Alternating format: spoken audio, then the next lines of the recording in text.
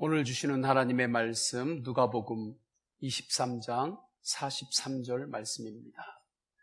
예수께서 이르시되 내가 진실로 내게 이르노니 오늘 내가 나와 함께 낙원에 있으리라 하시니라.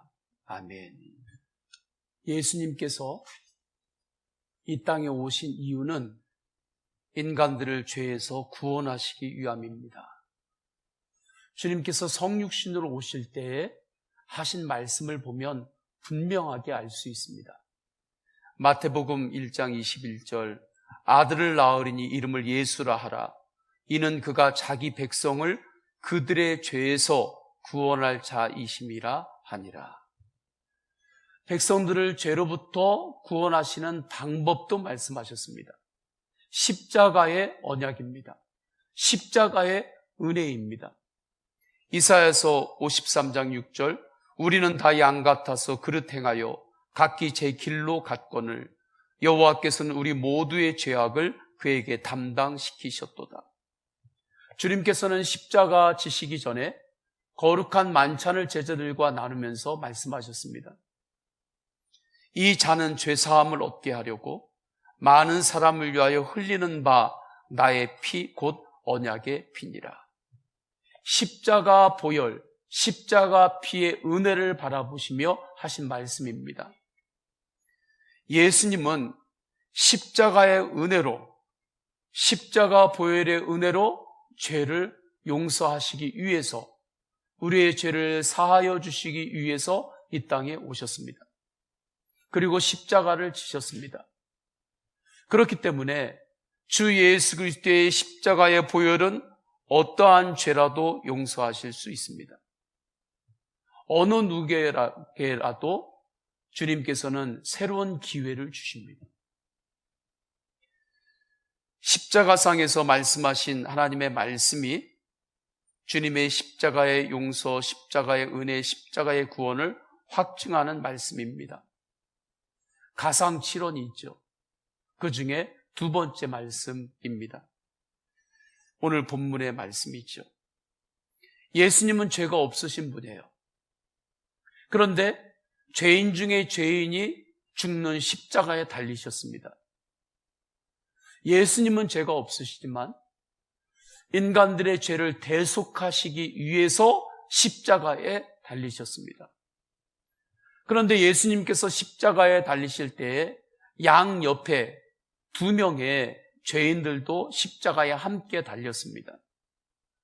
이 당시에 십자가로 처형을 할 때 한꺼번에 십자가에 죽게 하는 그러한 일들이 있었습니다.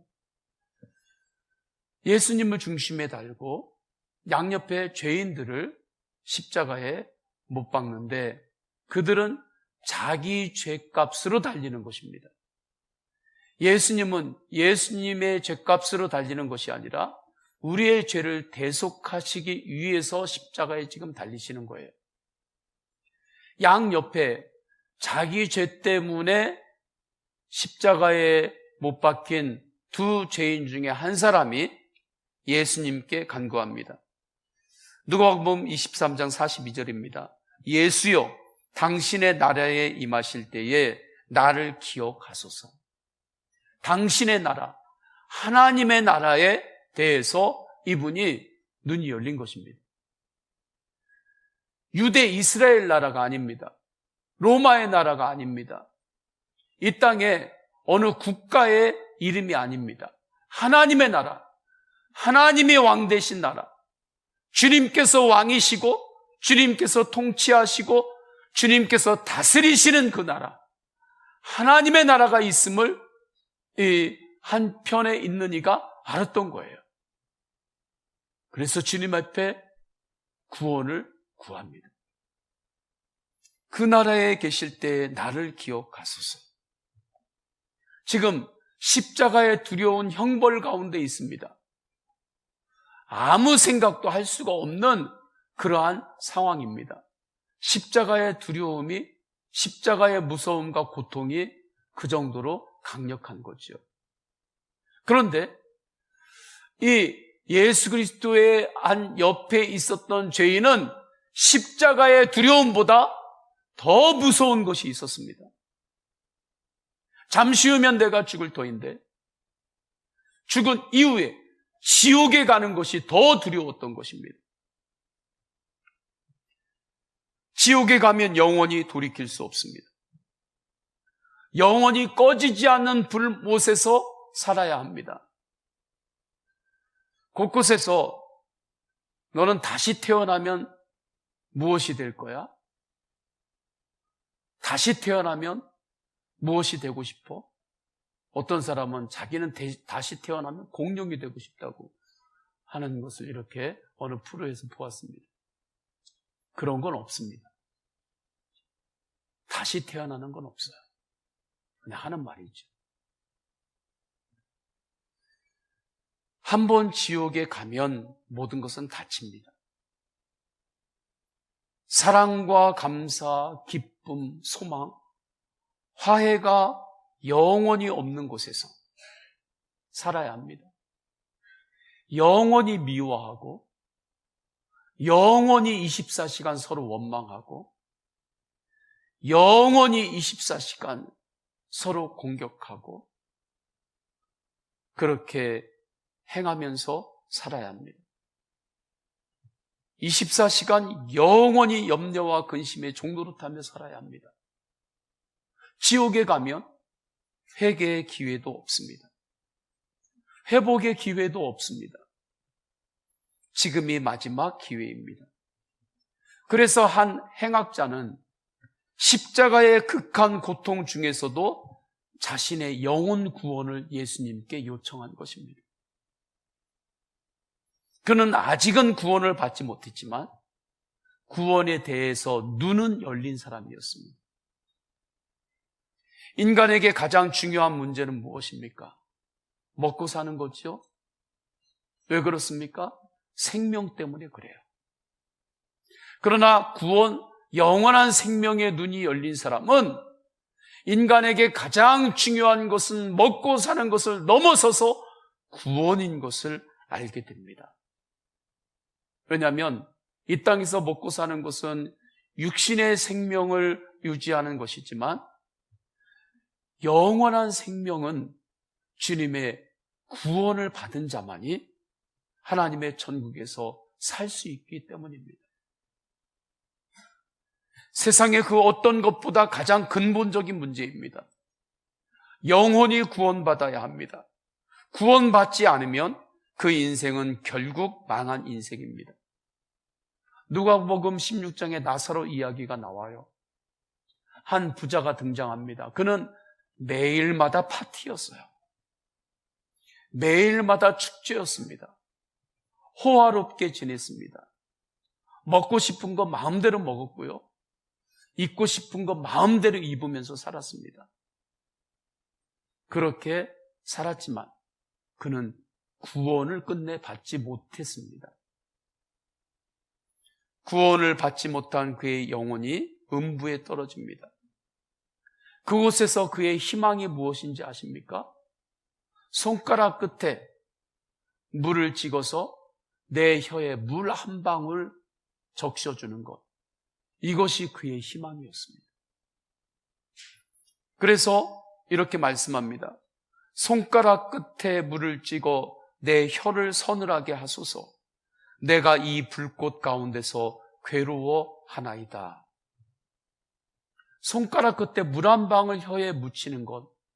이 정도면 우리가 지금 누구든지 해줄 수 있잖아요. 그 정도 소원이면 다 들어줄 수 있잖아요. 그러나 이 사람은 그 소원도 이루지 못합니다. 이미 모든 것의 기회가 닫힌 지옥에 떨어졌기 때문입니다. 그의 영혼이 구원을 받지 못했기 때문에 그래요. 인간에게 가장 우선되는 문제는 구원의 문제입니다. 그래서 예수님도 십자가의 극한 고통 중에서도 구원을 말씀하십니다. 인간적으로 볼 때 예수님의 몸은 어떤 몸입니까? 양손에 못이 박혀 있습니다. 발에 못이 박혀 있습니다. 내 몸무게를 세 개의 못으로 다 지탱해야 합니다. 그러니 그 못이 얼마나 둔탁하고 거칠은 못이었겠습니까? 그 못이 예수 그리스도의 손목을 뚫고 지나갈 때 뼈들이 부서졌겠죠. 신경이 끊어졌겠죠. 그 신경을 못이 계속해서 건들고 있습니다. 치과에서 신경치료 조금 한다고 해도 그게 얼마나 힘들고 어렵습니까? 그런데 그 못이 예수님의 그 신경을 뚫고 끊고 지나간 거예요. 예수님의 머리에는 가시면류관이 박혀 있습니다. 손끝에 가시 하나 찔려도 아주 이거 너무 불편하잖아요. 그러게 어떻게든지 가시 이거 빼달라고 그렇게 이야기하죠. 그런데 예수님은 머리에 큰 가시가 수십 수백 개가 박혀 있습니다. 지금 예수님은 육체적인 고통 외에는 그 어떤 것도 생각할 수 없는 상황입니다. 옆 사람의 고통에 신경 쓸 여유가 없어요. 우리가 좀 몸살만 심하게 알아도 옆에서 사랑하는 가족, 애들이 와도 나 좀 건들지 마. 나 좀 건들지 마. 나 지금 아무것도 신경 쓸 수가 없어. 그렇게 말하지 않습니까? 멀미를 하시는 분들 보면 차 멀미만 해도 옆에서 옆 사람이 말 시키는 것도 싫어요. 주변을 돌아볼 여유가 없습니다. 내가 너무 힘들기 때문에 그래요. 예수님이 지금 십자가에 달리셨는데 그 극한 고통 가운데 옆 사람을 돌아볼 여유가 없어요. 이러한 절박한 상황인데도 예수님은 그 옆에 있는 죄인의 간구에 귀를 기울입니다. 그리고 선언하십니다. 응답하십니다. 오늘 네가 나와 함께 낙원에 있으리라. 왜 그러셨을까요? 예수님도 십자가의 그 극한 고통보다 구원이 더 소중하고 중요하고 우선된다는 것을 아셨기 때문입니다. 그래서 주님은 십자가에서 구원을 완성하고 구원을 갈망하는 그 옆에 있는 행악자에게 구원을 선포하는 거죠. 어떠한 죄인이라도 예수님을 믿기만 하면 천국에 갑니다. 천국은 믿음으로 갑니다. 구원은 믿음으로 받습니다. 만약에 이 죄인이 어떠한 자격 때문에 천국에 간다. 그러면 이 사람은 구원을 받을 수 없습니다. 도무지 선한 일이라고 하는 제대로 하지 않고 죄 가운데 살았기 때문에 십자가에 죄수로 달린 거죠. 그것을 만회할 시간도 없습니다. 율법적으로 뭔가 기준에 맞게 잘 살아야만 구원을 받을 수 있다 하면은 이 사람은 더 이상 구원받을 수 있는 가능성 0%입니다. 그런데 그가 예수 그리스도 앞에 중심으로 믿음으로 구합니다. 믿음으로 주 예수 그리스도의 십자가의 은혜를 바라보며 주님 앞에 구원을 갈망합니다. 주님께서 그 중심을 보셨고 오직 믿음을 바라보시고 구원을 선포하셨습니다. 이것이 우리에게 주신 복음입니다. 아마 속으로 이렇게 생각하는 분들이 있을 수도 있습니다. 이게 뭐야? 아니 그렇게 죄인으로 살다가 예수 그리스도를 믿기만 하면 천국 간다. 이것은 윤리적이지도 않고 뭔가 우리가 세상에서 훈련받고 있는 인과응보하고도 뭔가 좀 다르고 도대체 이거 뭐야? 그렇게 생각할 수도 있습니다. 그러나 이 십자가에서 구원을 선포하시는 이 은혜가 얼마나 큰 복음인지 내가 주님 앞에서 죄인임을 깨닫는 사람은 알게 됩니다. 예수 그리스도의 옆에 죄인으로 매달린 사람은 바로 나인 것입니다.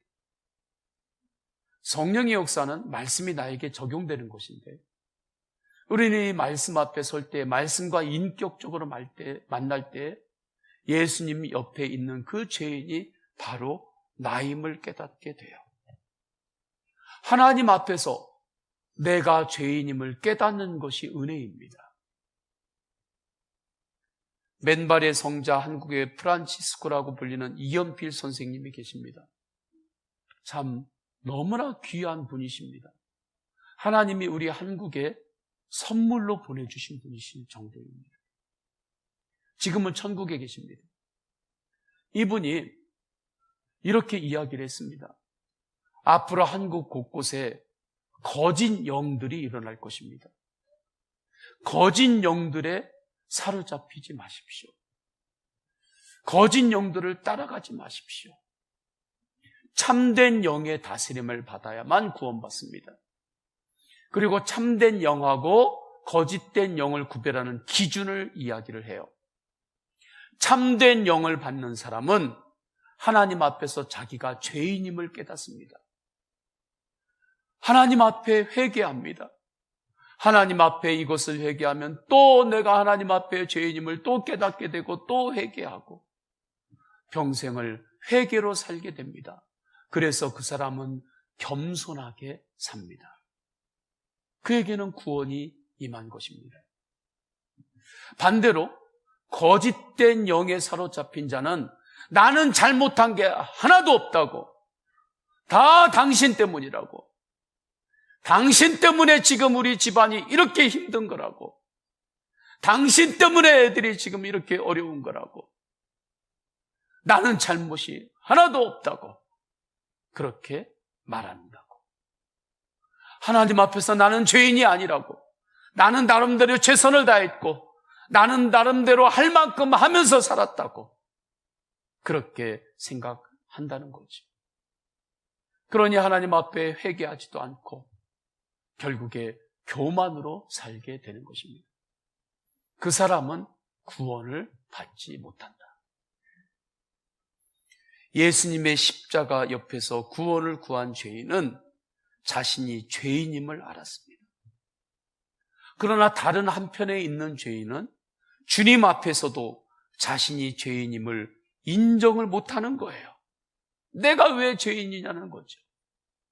안타깝지만 그는 구원을 받지 못했습니다. 하나님 앞에서 내가 죄인임을, 행악자임을 깨닫는 것이 은혜입니다. 이 은혜가 임한 사람이 진정 예수님을 믿는 사람이고 구원받은 사람입니다. 미국의 어느 목사님이 임종을 앞둔 어느 분에게 전도하기 위해서 신방을 했습니다. 그리고 오늘 이 본문을 이야기를 해줘요. 예수님 옆에 이 행악자가 있었습니다. 이 죄인도 예수님을 믿을 때 주님께서 은혜로 구원하셨습니다. 선생님, 예수님을 믿으시죠? 예수님 믿어야 구원받습니다. 그런데 이분이 목사님에게 정색하면서 이야기를 했겠죠. 저는 죄인이 아닙니다. 나는 죄인이 아닙니다. 나는 범죄자가 아닙니다. 그는 끝까지 하나님 앞에서 내가 죄인임을 인정하지 않았습니다. 결국 구원받지 못했습니다. 나는 죄인이 아닙니다. 이것이 하나님 앞에서 무서운 교만입니다. 죄보다 죄를 죄로 여기지 않는 것이 더 큰 죄입니다. 우리 모두는 하나님 앞에서 모두가 다 행악자요 범죄자입니다. 교양이 있거나 품위를 지키고 싶은 사람은 하나님 앞에서 내가 행악자라고, 당신이 범죄자라고 할 때 거리낌이 생길 수 있습니다. 그러나 그렇지 않습니다. 실제는 하나님 앞에 정직하게 설 때 내가 죄인임이 다 드러납니다. 들키지 않은 죄, 그것을 죄가 아니라고 생각합니다. 드러나지 않은 죄는 죄가 아니라고 생각합니다. 하나님에게는 숨길 수가 없습니다. 모든 것을 하나님으로부터 받았는데 주님으로부터 받은 것을 다 내 자신만을 위하여 살았다면 그것이 도둑이 아니고 무엇입니까?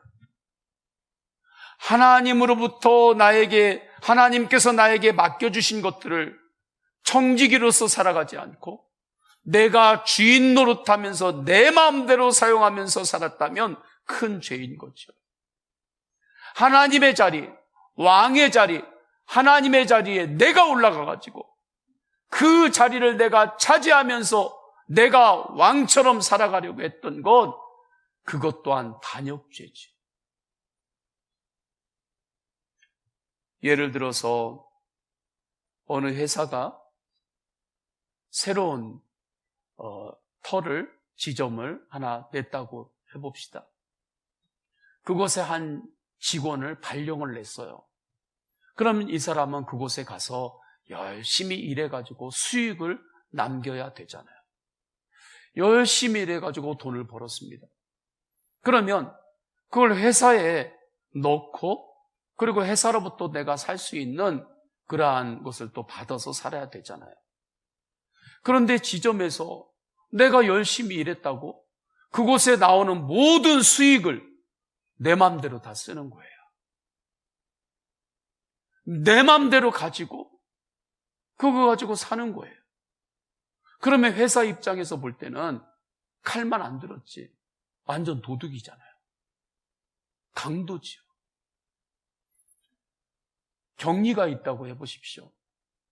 주인이 와서 격리에게 큰 돈을 맡깁니다. 그리고 이것은 이곳에다 이렇게 지출하고 저곳에 저렇게 지출하고 이곳에 지출하고 이렇게 사용하세요 하고 그것을 다 적어가지고 줬어요. 그런데 이 격리가 주인이 맡겨놓은 그 큰 돈을 가지고 자기 마음대로 쓰는 거예요.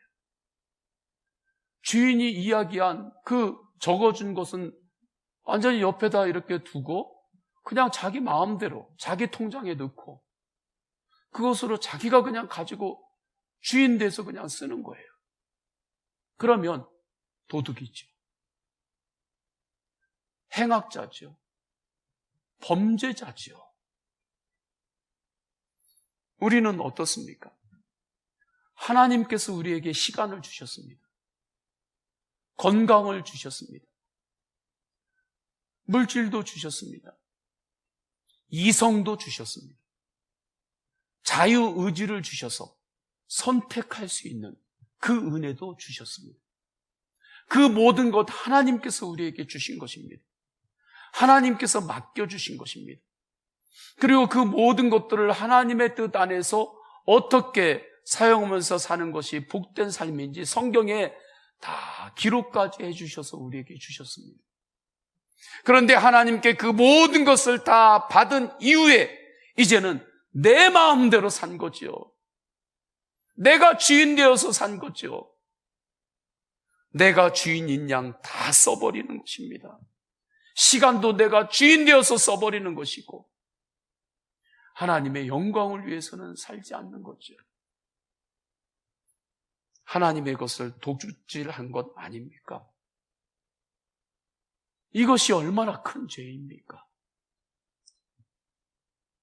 이것을 깨닫는 사람은 하나님 앞에서 주님, 제가 죄인입니다. 고백할 수밖에 없는 거예요. 그때 죄인을 향하여 예수님께서 십자가에서 오늘 네가 나와 함께 낙원에 거하리라. 이 말씀이 얼마나 복음인 줄 그때서 깨닫게 됩니다. 이 말씀, 구원의 말씀, 구원의 십자가가 얼마나 큰 은혜인지 그는 깨닫게 되는 거죠. 들을 귀 있는 자는 들으라고 주님께서 말씀하셨습니다.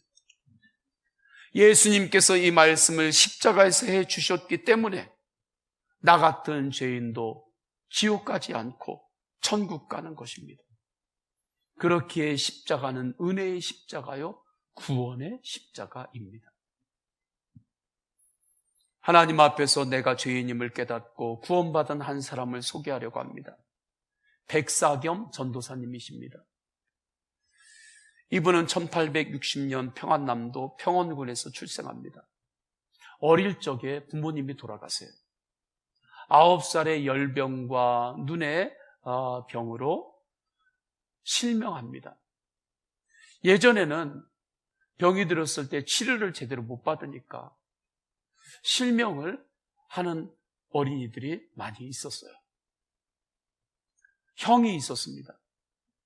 부모님은 다 돌아가셔서 형이 동생 손을 잡고 이제 곳곳을 다니면서 구걸하면서 이제 살아요. 형이 동생을 참 아꼈던 형이었습니다. 동생 손잡고 앞을 못 보는 그 길을 잘 인도하면서 그렇게 이제 사는 거죠. 형이 성장을 합니다. 나무 집에 들어가서 머슴을 할 수 있는 몸이 되었어요. 먹고 살아야 되니까. 이제 머슴으로 들어가서 일을 하는데 동생은 눈이 보이지 않으니까 같이 갈 수가 없는 거예요. 어떻게 하면 동생이 먹고 살 수 있을까 고민하다가 그 당시에 맹인들이 많이 하는 것들 중에 하나가, 요즘은 다릅니다. 요즘은 여러 가지 직업들이 많이 있지만 그 당시에는 이제 점치는 일들을 많이 했습니다. 그래서 동생을 데리고 점치는 곳에 데리고 가서 그곳에 동생을 맡겨요. 그리고 동생을 맡긴 값을 이제 머슴을 하면서 받은 돈을, 세경을 그곳에 이제 줍니다. 동생이 그곳에서 지내면서 점치는 것을 배워요.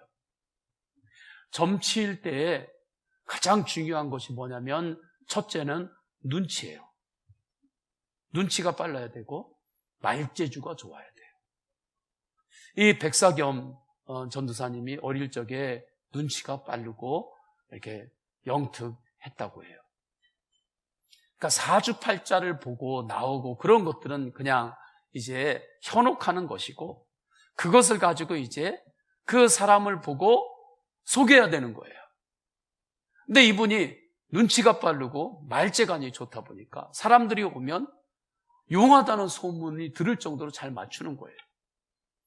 조금 거칠게 일하시는 분 이렇게 오면 안 봐도 다 알죠, 얘기하면. 그러면 이야기하다가 당신 몸에 상처가 있군요. 그럼 이 사람이 깜짝 놀라는 거죠. 어떻게 안 보고도 아세요? 아니, 옛날에 거친 일 하는데 몸에 상처가 없는 사람이 누가 있냐고요. 어깨가 아파 죽겠습니다. 다리가 너무 아파요. 그러면 당신 친척 중에 다리 아프고 어깨 아프다가 돌아가신 사람이 있구만. 아니, 그걸 어떻게 아시냐고. 아니, 죽기 전에 어깨 아프고 다리 안 아픈 사람이 누가 있어요? 이번 여름에 절대 물가에 가면 안 됩니다. 물가에 안 가면 절대 물에 빠져 죽지 않습니다. 맞는 말이죠. 물가에 안 가면 물에 안 빠져 죽잖아요. 근데 이것을 워낙 눈치 있게 말재간이 좋게 사람들을 속이니까 이 사람이 용하다는 소문이 나요. 사람들이 막 몰려옵니다. 그래서 돈을 벌기 시작해요. 한 곳에 계속 머무르지 못합니다. 거짓말로 속이면서 해야 되니까 한 곳에서는 돈을 많이 못 벌어요. 조금 지나면 탄로나니까. 그래서 돈을 많이 벌기 위해서 이제 지역마다 다니면서 돈을 벌어요. 이분이 결혼을 하는 것도 이렇게 결혼을 합니다. 모자가 이렇게 들어와요. 발자국 소리를 들으니까 여인이 참 이렇게 좋아 보여요. 그리고 예뻐 보여요. 맹인인데도 여자가 예쁜 것을 그때 본 거죠. 아내로 삼고 싶은 거예요. 그래서 이렇게 산통을 이렇게 쓱 흔들면서 점괘를 탁 보고, 아, 이 딸은 이 집을 나서면 바로 큰 화를 당합니다. 몸이 성한 사람한테 가면 이 딸은 화를 당합니다. 그러니까 엄마하고 딸이, 아니, 그러면 어떻게 해야 되냐고. 방법이 하나 있긴 있는데 그 방법이 뭐냐고. 이 집을 나가지 않으면 되지. 그래가지고 그 사람을 아내로 삼았어요. 그러니까 우리나라가 예전에는 이렇게 살았어요, 사람들이. 복음이 전해지기 전에는. 그런데 이분이 이제 고향에 정착을 합니다. 돈을 많이 벌어서. 고향에 정착하고 사는데 이분이 회의가 생겨요. 내가 지금까지 사람들을 다 속이고 죄를 지면서 이렇게 산 게 회의가 드는 거예요. 뭔가 참 도를 만나고 싶고. 그런 가운데 전도자가 들어옵니다. 매서인이라고 했어요. 어르신이 전도하시러 오셔서 그분에게 책을 하나 줍니다. 전도지죠. 그 전도지가 인과 귀도라고 하는 책이었어요. 인과 귀도라고 하는 책이 있습니다. 가족들을 다 예수님께 인도해서 구원에 이르게 한다 하는 인과 귀도라는 책이에요. 그래서 우리가 인과 귀도를 위해서 기도하죠. 그런데 이분이 이 책을 받고 무슨 이런 책을 나에게 주느냐 하고 던져버려요. 그리고 비몽사몽간에 꿈을 꾸는데 꿈속에서 어느 귀한 분이 나타나신 거예요. 후에는 그분이 주님이었다라고 말합니다. 근데 그 귀한 분이 이게 점을 칠 때 산통을 사용하는데 그 나무로 만든 산통을 이렇게 싹 해가지고 하나가 탁 나면 그걸 보고 이렇게 하는데 앞에 있는 분이 산통을 가지고 있는데 은으로 된 산통이었다고 해요. 그러면서 그분이 너는 이제 지금까지 붙들고 살던 그 산통은 버리고 이제 의의 산통을 받아라 하고 던지더라는 거예요. 그래서 내가 의의 산통이라고 하니까 그것을 달려가서 받았는데 깬 겁니다.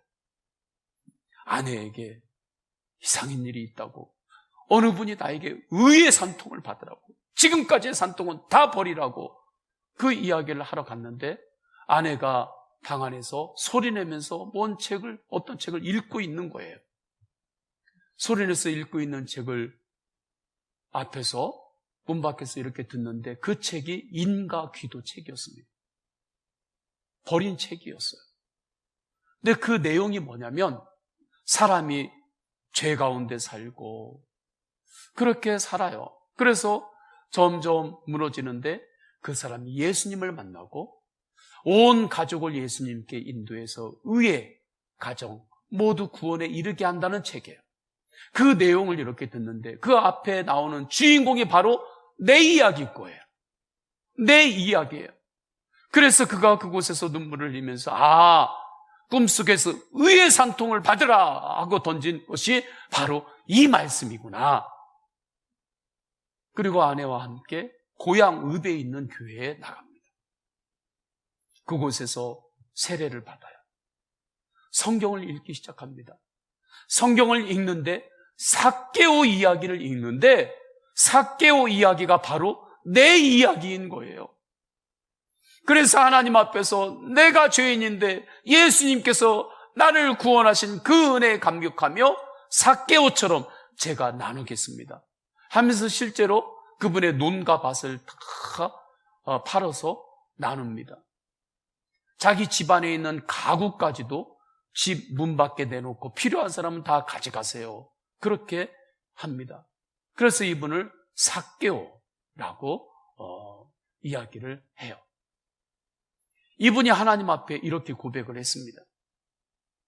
이 세상의 소망 구름 같고 부귀도 영화도 한 꿈일세. 사망의 바람이 이슬같이 되나 나의 귀한 영혼 영원일세. 죄인 괴수라도 바리지 않는 주의 넓은 은혜 한량없네. 십자가의 고난 나 위에 받으신 구주의 품 안으로 돌아가네.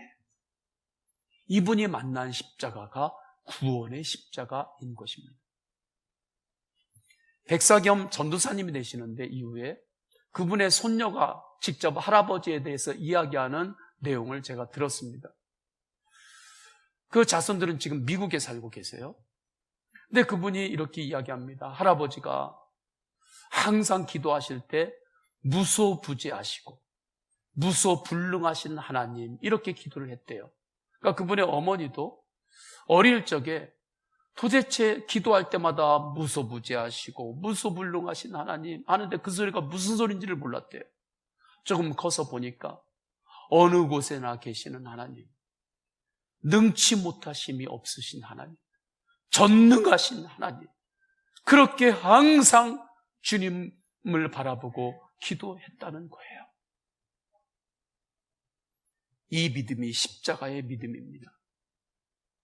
나 같은 죄인의 마음 안에도 계시는 예수님, 나 같은 죄인도 건져주시고 구원하신 전능하신 하나님을 십자가로 확증한 것입니다. 그래서 구원의 십자가를 믿는 사람은 어떠한 상황 가운데 있어도 주님을 바라보고 기도할 때 주님께서 그곳에서 건져주실 것을 믿는 것입니다. 욥과 같은 환난 가운데 있어도 주님께서는 그를 건져주십니다. 요나가 물고기 뱃속에 들어가는 그 바닥까지 떨어진 상황에서도 기도할 때 주님께서 그곳에서 건져주셨습니다. 구원의 십자가를 바라보는 사람은 어떠한 상황 가운데서도 기도합니다. 무소부재하시고 무소불능하신 하나님이 십자가를 바라보며 기도하고 주님을 붙잡고 나아갈 때 반드시 건져주신다는 믿음이 있기 때문입니다. 이 믿음을 보시고 하나님께서 그분을 통해서 마음껏 일하셨습니다. 맹인으로 지내셨지만 그분이 가는 곳마다 교회들이 세워졌어요. 몇 교회를 세웠습니다. 그분의 가문은 하나님께서 축복하셔서 예수 가문으로 세워졌습니다. 이 은혜가 우리에게도 동일하게 임한 것입니다. 우리도 십자가의 은혜로 구원받고 하나님의 자녀가 되었습니다. 그래서 가상칠언, 십자가에서 예수님께서 말씀하신 이언의 말씀, 네가 나와 함께 낙원에 있으리라. 이 말씀이 얼마나 소중한 복음인지 모릅니다. 사람에게 중요한 것은 만남입니다. 저는 우리 성도님들에게 만남의 축복이 항상 있기를 축원합니다. 제가 중보함에 기도할 때, 특별히 우리 다음 세대들을 위하여 기도할 때 제가 항상 기도하는 것이 하나님, 이 다음 세대들, 이 학생들에게, 자녀들에게 만남의 축복을 부어 주옵소서. 제가 항상 기도할 때 그 기도를 합니다. 부모와의 만남, 친구와의 만남, 배우자의 만남, 그리고 부모는 이제 자식의 만남도 중요하죠. 이 만남들이 어떠한 만남이냐에 따라서 그 인생이 바뀌는 거죠. 그런데 어떠한 만남도 우리에게 구원을 줄 수는 없습니다.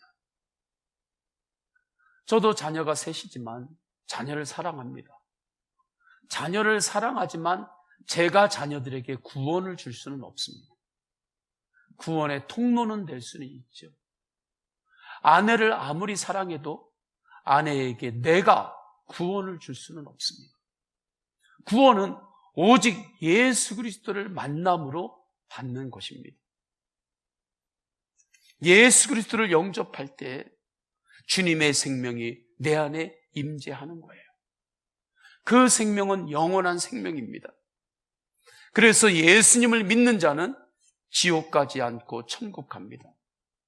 그리고 죽은 다음에 천국 가는 것 그뿐만이 아니라 이제 이 땅에서 살아갈 때 예수님과 동행하는 삶을 삽니다. 인생의 목적이 달라집니다. 마음 안에 꿈이 생깁니다. 비전이 생깁니다. 소망이 생깁니다. 감사로 살게 됩니다. 이 놀라운 구원의 복음이 십자가에서 죄인인 우리에게 선포되었습니다. 우리는 이 말씀을 아멘으로 받는 거죠. 오늘 네가 나와 함께 낙원에 있으리라. 이 말씀 때문에 주님께서 십자가에서 선포하신 이 구원의 선포 때문에 우리는 확신하는 것입니다. 내가 마지막에 눈을 감고 눈을 뜰 때에 지옥에서 눈 뜨지 않고 천국에서 눈을 뜰 것을 확신하는 거죠. 왜요? 예수님께서 하신 십자가의 말씀은 언약이기 때문입니다. 주님의 말씀이니 우리는 믿음으로 반응하기만 하면 됩니다. 이 믿음이 있는 사람에게는 증거가 나타나요. 주님께서 나 같은 죄인도 십자가에서 받아주신 것을 생각하면 이제 내가 도저히 못 받아줄 것도 받아줄 수 있습니다. 주님께서 나 같은 죄인을 받아주셨는데 내 인격으로는 도저히 못 받아줘요. 그러나 내 안에 계신 예수님으로는 받아줄 수 있습니다. 제가 이 말씀을 준비하면서 주님 앞에 서는데 십자가의 은혜가 너무 감사한 거예요. 주님, 하나님 앞에서 제가 죄인입니다. 이것은 감출 수도 없고 제가 하나님께서 저에게 주신 것들이 너무나 많은데 하나님 말씀대로 그렇게 살지 않았던 것들이 너무나 많은 거예요. 저는 100% 지옥 갈 사람입니다. 구원받을 가능성이 저에게는 0.1%도 없는 사람입니다. 저는 십자가의 은혜 아니고는 구원을 받을 길이 없습니다. 십자가의 은혜 아니고는 구원받을 길이 없는 사람입니다. 하나님, 저 같은 죄인에게 주님께서 십자가의 구원의 은혜로 저에게 영생을 주신 것 감사합니다. 그런데 저를 십자가의 은혜로 구원해 주신 것만도 감사한데 저에게 사명까지 주셨으니 주님, 제가 몸둘 바를 모르겠습니다. 예수님으로 구원받은 것만도 감사한데 저에게 구원의 십자가를 전할 수 있게 하시고 복음을 전할 수 있는 사명까지 주셨으니 주님, 제가 무한 감사합니다. 이 은혜를 깨달을 때 우리 서원교회가 왜 이곳에 서 있는지 알게 됩니다. 하나님께서 우리 서원교회를 이곳에 세워주신 이유는 마지막 때에 영혼들을 구원하라고, 구원의 십자가 복음 그 기쁜 소식을 전하라고 우리 교회를 이곳에 세우셨습니다. 저는 우리 교회가 예수님 다시 오실 때까지 오직 구원의 십자가 복음을 전하는 선교회, 쓰임받는 교회가 되기를 원합니다. 저는 우리 성도님들도 구원의 십자가 복음을 전하는 인생으로 서시기를 축복합니다. 이 눈이 열린 사람은 하나님 앞에 헌신할 수 있는 것이 특권임을 압니다. 그리고 이 주님께서 인도하시는 이 사명으로 살기를 결단할 때 사명으로 살 수 있는 자원은 주님께서 공급하십니다. 할렐루야. 주님께서 공급하세요. 사명의 갈망으로 가면 자원은 주님께서 공급하세요. 지혜가 부족하면 주님께서 지혜를 공급하십니다. 주님께서 귀한 만남을 허락하여 주십니다. 필요한 것들이 있으면 주님께서 채워주십니다. 십자가는 은혜의 십자가요, 구원의 십자가입니다. 우리 다 함께 찬양하겠습니다. 우리 다 함께 찬양할 때 예수의 이름으로 나는 일어서리라 찬양합니다.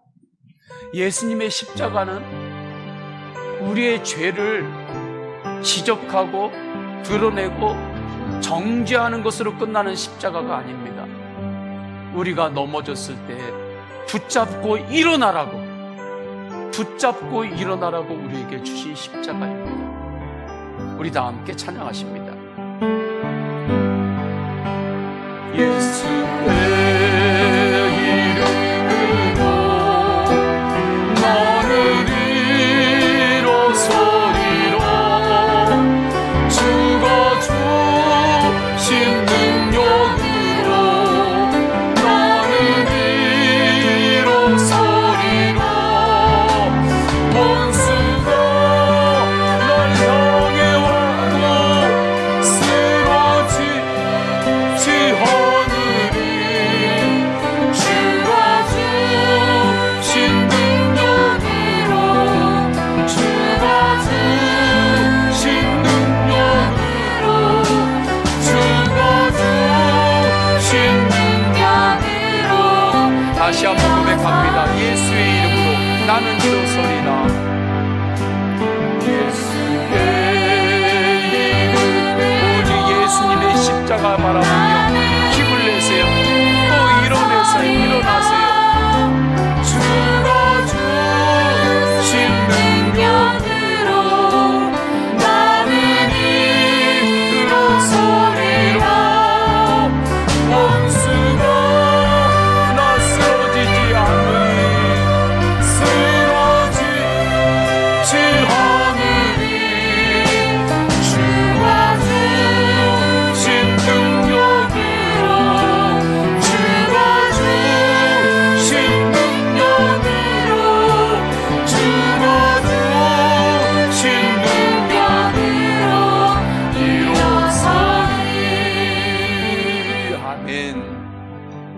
오늘 주신 말씀 붙들고 기도합니다. 예수님의 십자가는 구원의 십자가입니다. 어떠한 상황 가운데 있어도 예수 그리스도의 십자가를 바라보고 예수님을 붙잡으며 주님께서 우리를 일으켜 주십니다. 오늘 주신 말씀 붙들고 기도할 때 하나님, 구원의 십자가를 붙들고 기도하세요. 어떠한 상황 가운데서도 주님께서는 우리에게 선한 기회를 주십니다. 선한 기회를 주세요. 그곳에서 건져주세요. 구원의 십자가를 바라보면서 다 함께 통성으로 기도하십니다. 할렐루야. 하나님 아버지, 주님께서 인도하여 주셨습니다. 주님, 나의 영혼을 구원하여 주시기 위하여 십자가에서 피를 흘리신 예수 그리스도를 바라봅니다. 오늘 네가 나와 함께 낙원에 거하리라. 주님께서 주신 말씀이 주님 이 땅에서 이루어지게 하소서. 영원까지 이루어지게 하소서. 어떠한 상황 가운데서도 십자가를 붙잡고 일어나고, 어떠한 상황에서도 주님을 바라보고 기도하며, 십자가 바라보고 기도하며 주님께서 우리를 건져주시고 반드시 하나님의 자녀에게 선한 기회를 주심을 알고 오직 주님을 바라봅니다. 주님께서 그렇게 인도하여 주실 때 오직 주님의 은혜로 승리케 하여 주옵소서. 주님이 주는 사명으로 사는 교회 되게 하소서. 사명으로 살 때 사명을 완성할 수 있는 자원도 주님께서 공급하심을 알고 오직 예수님 구원의 십자가, 구원의 예수 그리스도를 바라보며 승리케 하옵소서. 아멘. 예수 그리스도의 이름으로 기도드립니다. 아멘. 우리 다 함께 일어나셔서 결단에 찬양하십니다. 우리 박수하시면서 찬양하십니다. 갈릴리 마을 그 숲속에서, 갈릴리 마을 주님 그 11제자 다시 만나시사 주님께서 만나시는 그 11제자의 때가 있습니다. 마지막 그들에게 말씀하시기를 너희는 가라져 세상 가서 제자 삼으라. 가서 제자 삼으라. 세상 모든 사람들을, 세상 모든 영혼들을 달렸나니. 가서 제자 삼으라. 너희 길 가르치라. 내가 너희와 항상 믿음으로 다시 고백합니다. 가서 제자 삼으라. 가서 제자 삼으라. 너희 길 가르치라. 세상 모든 영혼들을 달렸나니. 가서 제자 삼으라. 너희 길 가르치라. 내가 너희와 항상 함께 하리라.